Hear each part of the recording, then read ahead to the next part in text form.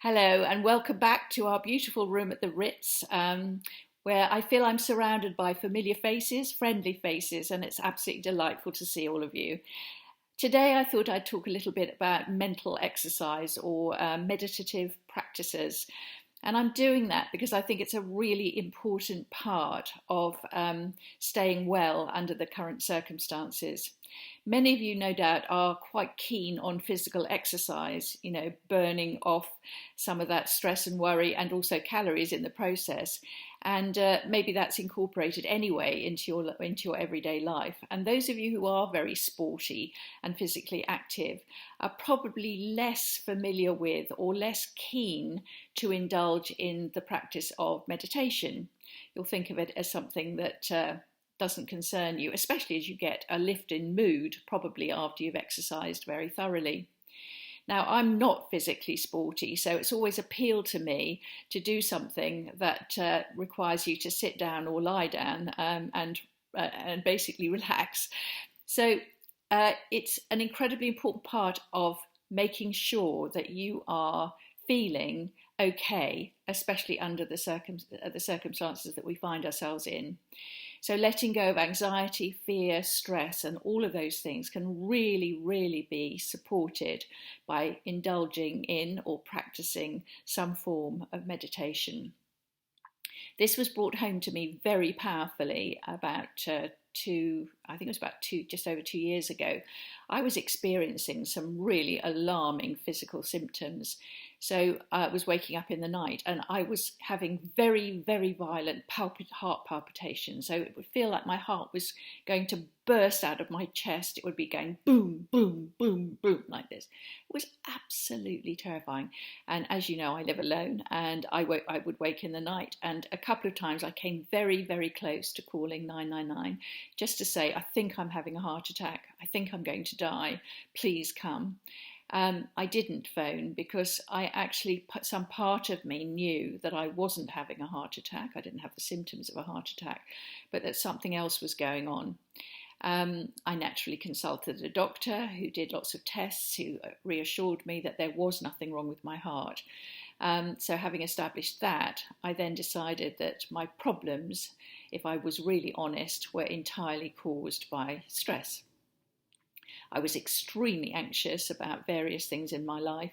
The business, businesses are stressful. There were issues in my personal and private life that I hadn't dealt with very effectively, and I knew I needed help. So I talked to a hypnotherapist who was brilliant.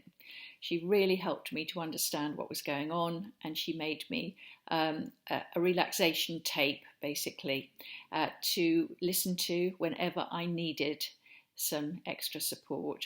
I used it a lot. She said I must listen to it every day for at least a fortnight, which I did, and then to use it from time to time thereafter when I needed it, and I still use it now.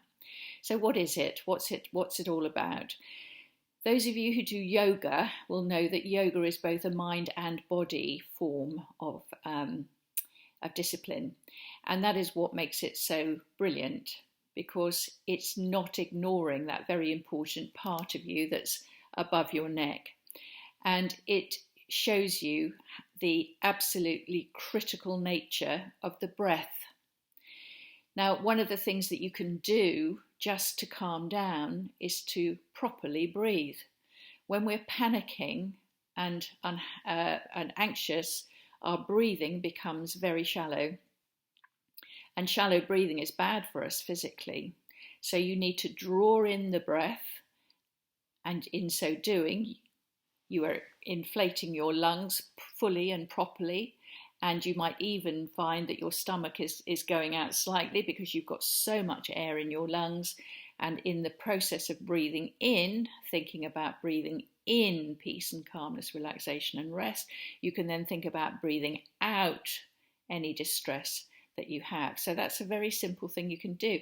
And actually, if a few times a day you just stopped, you sat down, you balanced your body so that you got your feet on the ground, and you just did some nice deep breathing, that would help, just simply like that. Just do that for 4 or 5 minutes, and just that lovely deep breath into your body will help.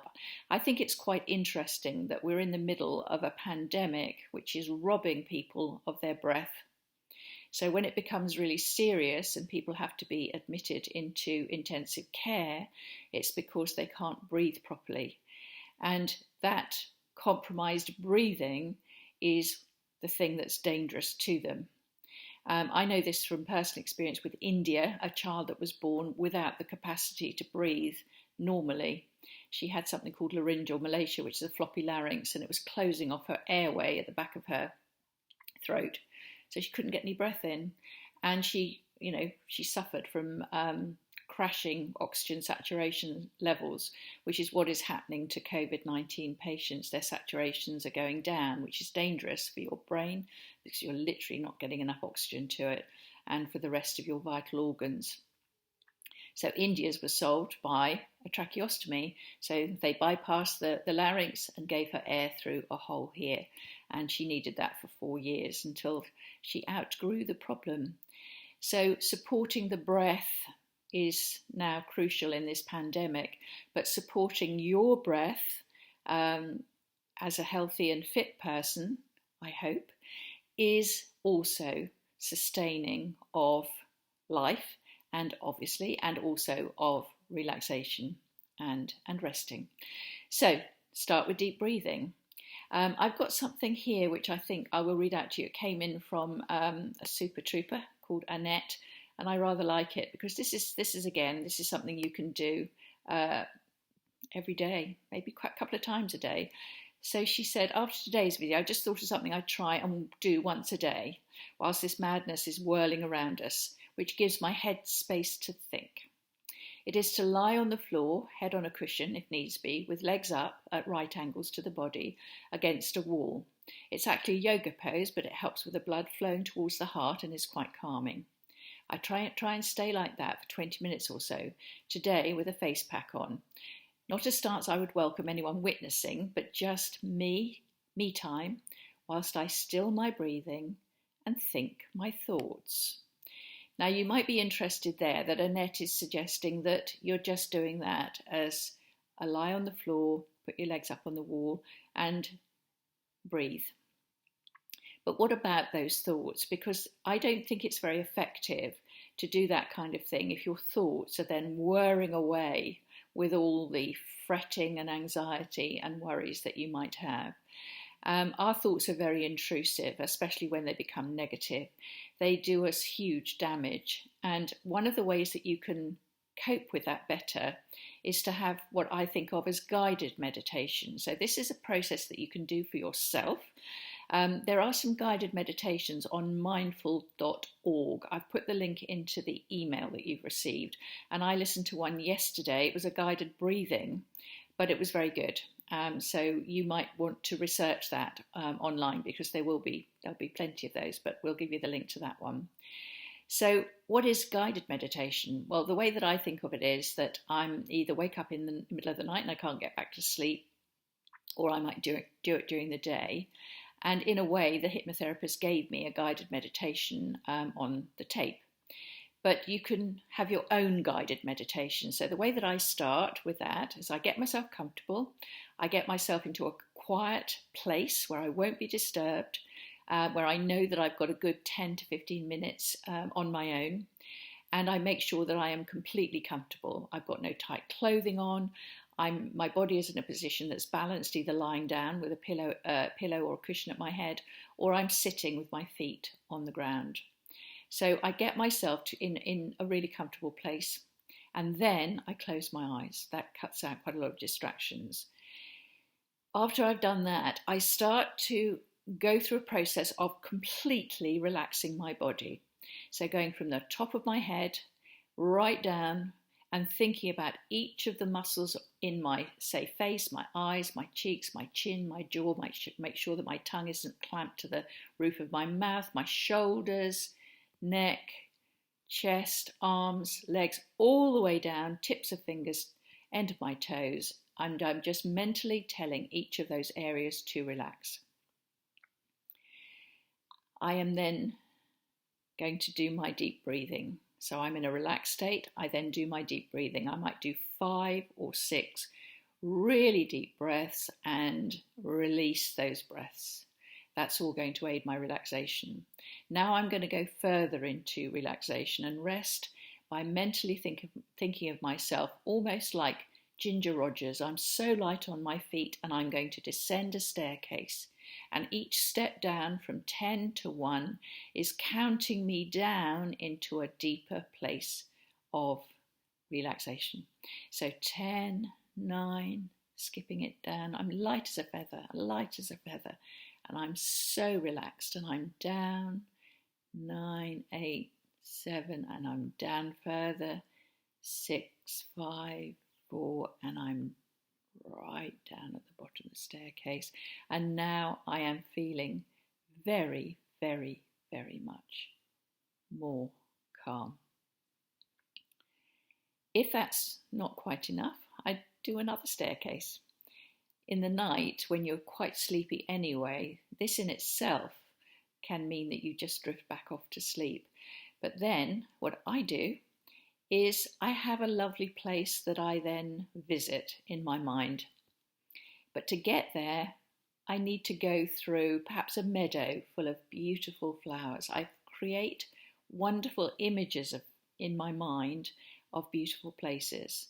So a meadow, I'm listening to birdsong, I'm seeing butterflies, I'm seeing wildflowers, and I'm walking through and I'm feeling the grasses against my bare legs, and it's sunny and warm and I can feel the sun warming me.